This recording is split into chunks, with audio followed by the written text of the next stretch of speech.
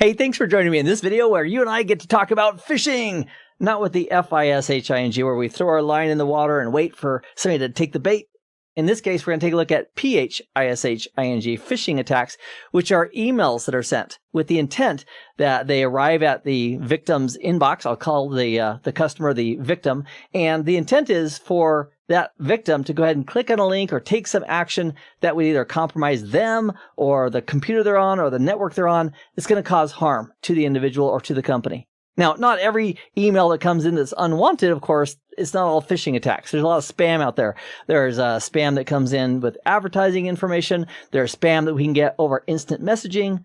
The term for that is SPIM, for spam over IM. And at the end of the day, the solution to help protecting our systems against phishing attacks is, number one, we need to train our end users that emails that come in, do not click on links, do not download files from emails and so forth. Make them very, very aware. Secondly, we need to put something like a bodyguard in between the email system on the internet and the email inbox for that user, like the email security appliance or equivalent that's going to be looking at emails and then dropping like 60 to 70% because they are both, phishing attacks and or, spam that we just don't need. Now, initially, a phishing attack may be sent to millions of potential email addresses with the hopes that, like casting our lines in the water, we're going to get a hook and somebody's going to take the bait and do an activity like click on a link. There's also the option when an attacker doesn't just cast their line everywhere, but they're focusing and sending the phishing attacks to a single individual. That's referred to as spear phishing. So we're being very specific with who we're targeting. So that's an option as well for the attacker if they're targeting one person. And if that individual is a big wig, maybe it's the CEO or the CFO or something like that at an organization, we refer to that targeted phishing attack as whaling, like trying to catch a big fish, the big fish at that organization, referred to as whaling, a special type of phishing attack. Another unfortunate reality is that if somebody is doing whaling, they're going for a big fish with a phishing attack, it's very likely that's not the only thing that they are doing. They're likely doing some reconnaissance as well, like what websites does this person go to and who does he associate with, or social media, what kind of groups does he hang out with? And so that reconnaissance can give additional information to the attacker. And as part of doing the reconnaissance, the attacker may discover that, whoa, this guy really likes NASCAR and he really likes, these websites.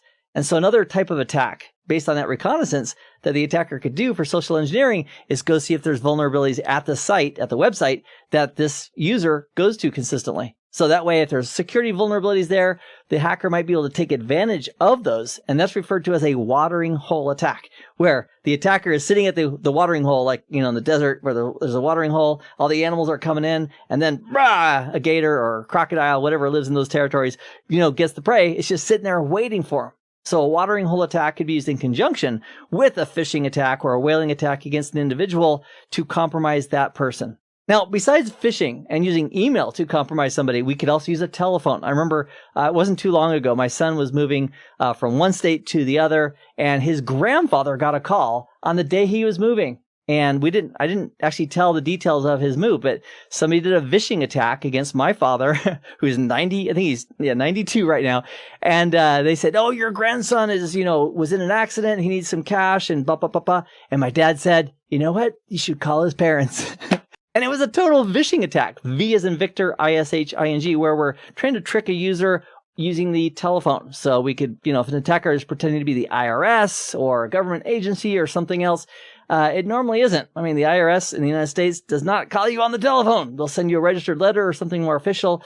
But if it's coming over the phone, it's another type of social engineering technique that can be used to get a user or the end person to do something that otherwise they would never do, like send money, etc. And speaking of unwanted, another technique that can be used by attackers in the world of social engineering is called smishing, SMS messaging, SMISHING, where we're basically sending out messages via text, again with the same goal in mind, to get the end user who gets that text to do something that would compromise them, including clicking on a link or returning a call or something to that effect that would further lead to their compromise. And let me wrap up this video with one additional term, and that is farming. Not like F-A-R-M-I-N-G, but P-H-A-R-M-I-N-G. And farming is fantastic. If we know a user is going to, a certain number of websites, and we can trick his computer or her computer into going to a different site, And we could do that through DNS poisoning or modifying the host file. So the user thinks they're going to bankofwhatever.com. They press enter, but in reality, it's going over to a website that looks like that bank, but it isn't. And then it's prompting them, hey, put in your information, your username, your password. And that's an example of doing something called credential harvesting, where we're collecting usernames and passwords, in this case from a redirected website going to a fake website where the user doesn't know the difference. And you know what? I also want to point out before we leave this video that there's a whole family of social engineering techniques that do not require high tech.